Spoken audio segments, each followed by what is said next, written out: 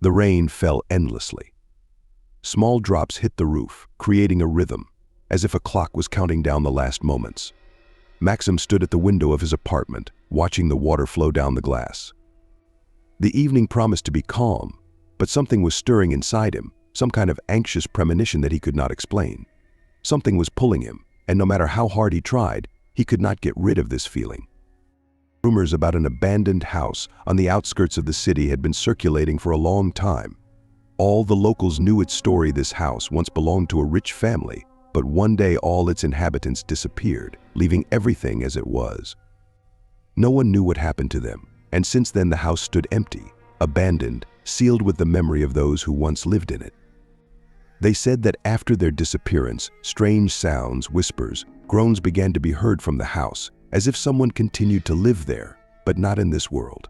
Maxim had often heard these stories as a child, but he had never attached any importance to them. However, today something had changed. He didn't know exactly what had made him go out on this rainy evening and head to that very house. Maybe it was just a desire to test himself, to check his courage. Or maybe something deeper, a desire to understand why this house attracted him so much. Maxim didn't believe in mysticism, didn't believe in ghosts or other otherworldly forces, but an inner unrest was growing, and he couldn't ignore it. He threw on his jacket, took a flashlight and keys, left the apartment and headed to the outskirts of the city. The road was familiar, but as he got closer to his destination, the surrounding landscape became increasingly gloomy. Houses with rare lights in the windows gradually gave way to empty streets overgrown with grass and covered with gravel. Abandoned buildings that had once served as industrial facilities now looked like shadows of the past, completely absorbed by time and oblivion. The house suddenly appeared before him, hidden in the shadow of large trees. It stood on a small hill, like an ancient castle that had long since lost its power, but still inspired fear and respect. Maxim stopped at the gate and looked at its facade, dilapidated, with peeling paint, overgrown with ivy. It looked as if it had long ceased to be a part of this world. The air around was saturated with dampness and something else, a strange smell of old age and something rotting. Maxim felt his heart beat faster. Well, he said to himself, if I've already come, I'll have to go all the way. He pushed the heavy gate, and it creaked open. It immediately became clear that no one had entered here for many years. The path leading to the door was overgrown with grass and bushes. Maxim carefully stepped onto it and walked forward. At every step he was overcome by the feeling that he was being watched, although it was absurd because there was not a soul around. When he reached the door, it was slightly open, as if someone was waiting for him to arrive. He froze for a moment before deciding to enter. It was dark inside, only a weak light came through the closed shutters on the windows.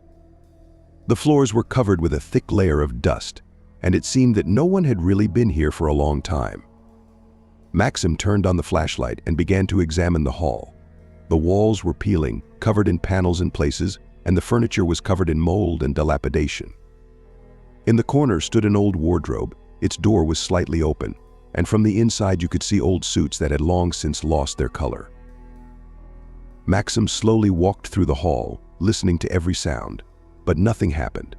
Only silence, thick, viscous, as if the air was filled with something invisible. Suddenly, he noticed something strange. There were some symbols scratched into the walls, which he couldn't see right away. He came closer and ran his fingers over the signs. They were rough, as if they had been carved in a hurry, but it seemed to him that they were part of something bigger, some kind of story or ritual. Interesting, Maxim muttered, examining the symbols. Suddenly, something rushed past the back of his head. A cold wind, even though all the windows were closed. Maxim turned around sharply, but saw no one. His breathing quickened, and he felt his hands begin to shake. Logic told him that it could just be a draft, but something inside him told him that something stranger was going on here. He decided to go upstairs, to the bedrooms. The stairs were decrepit. Every step creaked, as if the structure itself was about to collapse under his weight. It was even darker on the second floor. A long corridor stretched ahead, and the doors on either side looked like dark mouths ready to swallow him. Maxim shone the flashlight into one of the rooms. Inside, it was a mess. The bed was broken. The furniture was scattered, as if someone had left this place in a hurry. Books were scattered on the floor, torn and covered in dust. But one of them caught his attention. Maxim bent down and picked up the book. It was an old diary, its pages yellowed with age. He opened it and began to read. The pages contained entries written in an uncertain handwriting, as if the person who wrote it was in a panic. The diary told of a strange phenomena that occurred in the house: whispers at night, strange sounds, and shadows that moved on their own. The last entry was especially disturbing. "They are coming for me. I can hear them. I know that soon it will all be over. The house wants to swallow me up like everyone else. Goodbye."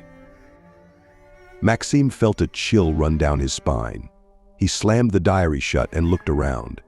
It seemed that the shadows in the corners of the room began to move. He quickly left the room and headed further down the corridor. Now every step was difficult for him. His heart was pounding so hard that it seemed like it was about to jump out of his chest. He approached the last door at the end of the corridor. It looked different, massive, heavy, as if it was guarding something. Maxim could not explain why, but he was drawn to this door. He slowly reached for it and opened it. Behind the door was a narrow staircase leading down to the basement. Maxim stood on the threshold, listening to the oppressive silence, but then, gathering all his strength, he stepped forward. The staircase was steep, and each step echoed in the silence. Down below, the basement turned out to be much larger than he had expected. It was a real labyrinth of corridors and rooms. The air below was damp and cold. The walls were covered with mold, and dirt and the remains of old things lay on the floor. Maxim walked through several rooms, finding nothing but old garbage. But suddenly he noticed something strange in the corner of one of the rooms: a stone door covered in old symbols similar to those he had seen above. It looked ancient, and there was a strange tension around it. Maxim approached the door and touched it. At that moment, the air around him thickened, and it seemed to him that the walls began to slowly shrink. The silence around him became deafening, and then he heard a whisper. It came from everywhere and nowhere at the same time. Maxim felt his mind begin to tangle as the reality around him began to change. He tried to retreat, but the door suddenly opened by itself, pulling him inside. The room beyond was immersed in absolute darkness, but Maxim could no longer resist.